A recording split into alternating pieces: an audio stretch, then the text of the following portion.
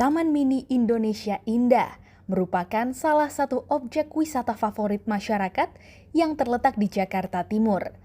Kawasan taman wisata yang bertema budaya Indonesia tersebut diinspirasi oleh Siti Hartinah atau Tien Soeharto, istri mantan Presiden Indonesia Soeharto. Selama 44 tahun, TMII dikelola oleh Yayasan Harapan Kita milik keluarga Cendana. Kini, pemerintah lewat Kementerian Sekretariat Negara mengambil alih hak pengelolaan Taman Mini Indonesia Indah dari Yayasan Harapan Kita setelah diterbitkannya Perpres nomor 19 tahun 2021. Taman Mini Indonesia Indah awalnya terinspirasi dari Disneyland ketika Ibu Tien Soeharto mengunjungi Disneyland di Amerika Serikat pada tahun 1971.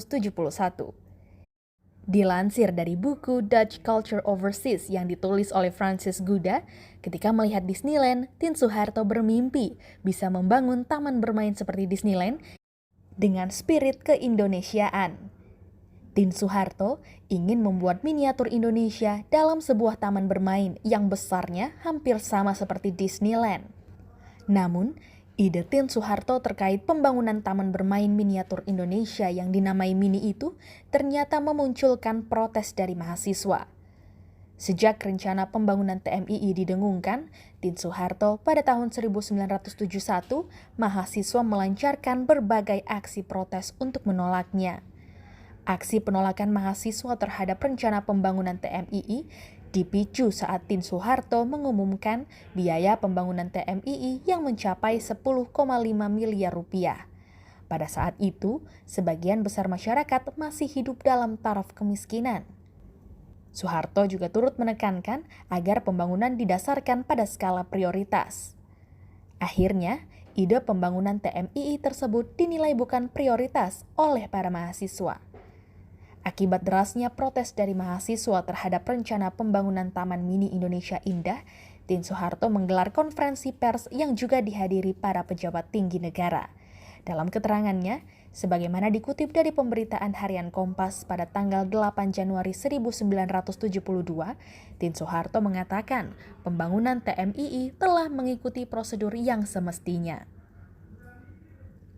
Terkait sumbangan dari pemerintah kepada Yayasan Harapan Kita selaku pengelola pembangunan TMII, Tien Soeharto menjawab tidak ada masalah. Ia menilai wajar bila Yayasan Harapan Kita yang diketuai olehnya mendapat sumbangan dari pemerintah untuk pembangunan TMII. Pembangunan TMII terus dikebut, meskipun gelombang protes dari mahasiswa terus mengalir.